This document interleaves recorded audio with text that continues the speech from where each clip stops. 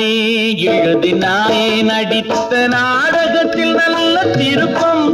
என்னை நம்பி இருந்தாள் அவள் நலமடைந்தாள் என்றும் அதுதானே என் விருப்பம்.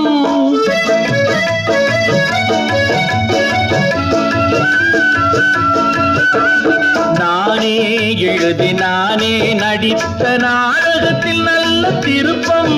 என்னை நம்பி இருந்தாள் அவள் நலமடைந்தாள் என்றும் அதுதானே என் விருப்பம். எதிர்காலம் ஒன்று புது கோலம் கொண்டு மணவாசல் தேடி வருமே.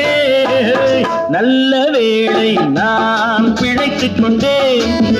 என் காதலை உன்னிடம் அழைத்து வந்தேன்.